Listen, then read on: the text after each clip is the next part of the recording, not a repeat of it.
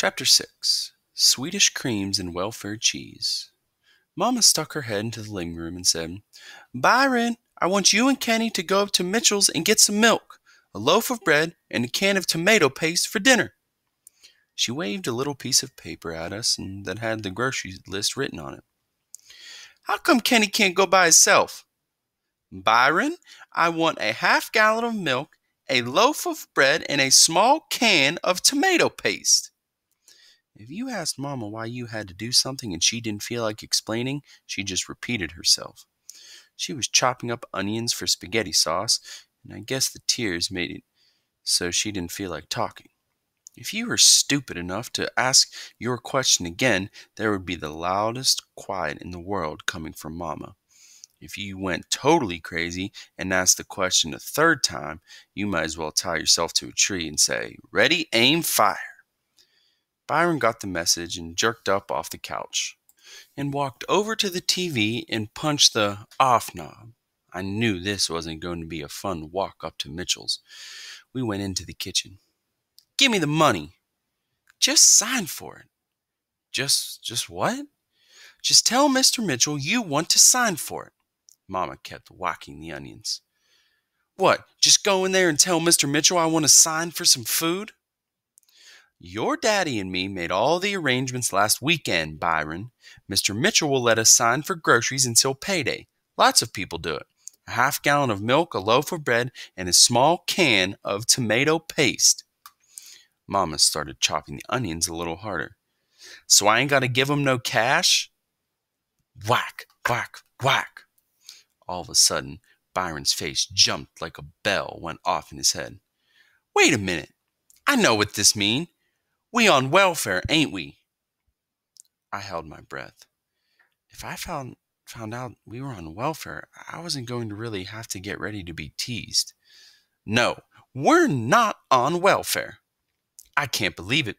You really going to start serving welfare food in this house? You really going to make me go embarrass myself by signing a welfare list for some groceries like a bland peon?" I guess I hadn't been counting how many times Mama had repeated herself. She smacked the knife on the kitchen counter and jumped right up in Bai's face. "Listen here, Mr. High and Mighty. Since you just got to know food is food, you've eaten welfare food in this house before, and if need be, you'll eat it again. Don't come playing that nonsense with me. I already told you, this is not welfare food. You've got about 5 seconds to have that door hit you in the back. Kenny, move." Bai pouted and walked real fast up to Mitchell's, so I had to kind of run along to keep up with him. He didn't say anything while we got the stuff Mama wanted. He just snatched the things off the shelves. Then he dropped the bomb on me. "You go get in line and hold our spot. I'm going to look at some comics for a minute. When you get up to the register, I'll come and tell him how we going to pay." Oh, man, I knew what that meant. Ba'd figured out a way not to get embarrassed. He was going to hide until after I'd signed for the groceries. I was going to be the one who got embarrassed.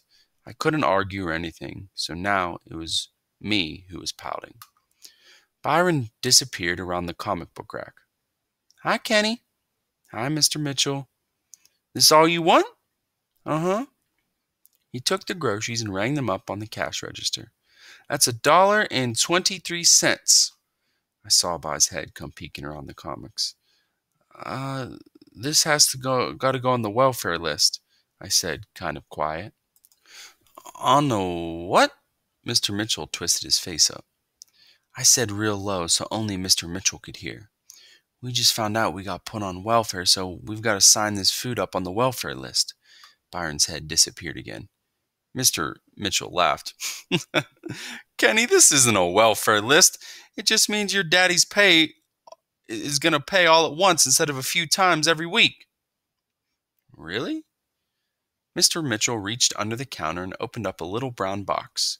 He pulled out a bunch of yellow cards, and I could see Watson was written on the top of them. He wrote $1.23 on the first line and said, "Sign here," then pointed to the spot next to the 123. I wrote, "Kenneth Watson," and gave him back the pen. "That's it?" "That's it." He put the groceries in a brown paper bag and handed them to me. "See you, Mr. Mitchell."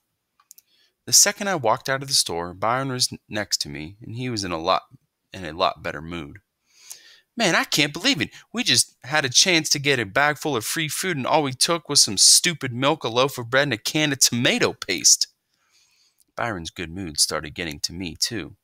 He was smiling and even putting his arm around my shoulder as we walked. I couldn't help myself. It felt so grown up to have By walking with me like that. I started laughing right along with him. His mood was so much better that he even took the bag of groceries from me. Most of the time, when Mama made us go to Mitchell's, Byron would make me carry the bags from the store right up to the front porch. Then he'd take them from me so Mama would think he'd carry them the whole way. But now he started carrying them 4 blocks away from home. "This is just too much. All you gotta do is sign that stupid card, and that old fool Mitchell will give you what you want." Too much. Now that By was happy, I had 2 questions I wanted to ask him. First, he'd said a word that I'd never heard before, and since he said it in front of Mama, I knew it wasn't cussing. As he walked home with his arm around my shoulder, I thought I might get a real answer from him. "Byron, what's a peon?" "A peon? Didn't you see the Magnificent Seven? Peons was them folks that was too poor so that the rich folks wouldn't just soon pee on them as anything else." I knew this had to be a lie. You could get yourself in a lot of trouble if you listened to half the stuff Byron said. But I asked my next question anyway. "What do you think the welfare food was that Mama said she gave us?" I wish I hadn't asked, because this brought back his bad mood. He took his arm from around my shoulder and said, "I knew what it was." He handed me back the groceries, too. "Don't you remember how some of the time Dad sneaks up in the morning and goes in the kitchen, and when he comes out there's a big jug of milk? Ain't you ever wondered where that milk come from? You ever seen any udders on Dad? That milk come out of one of them big brown boxes they keep up on them high shelves. Pure D welfare. And you don't remember that cheese? Who ever heard of cheese coming in a box as big as a loaf of bread? You ever try to pick one of them things up? Real cheese come in hunks or slices, not so blange loaf that weigh 40 pounds. I always thought there was something strange about that mess, and now I know. She's been sneaking us welfare food. Pure D welfare food." The cheese tasted okay to me, and except for a big powdery lump every once in a while, Dad's milk was all right too. But to try to get Byron back into his good mood, I acted real disgusted and said, "Aw, man,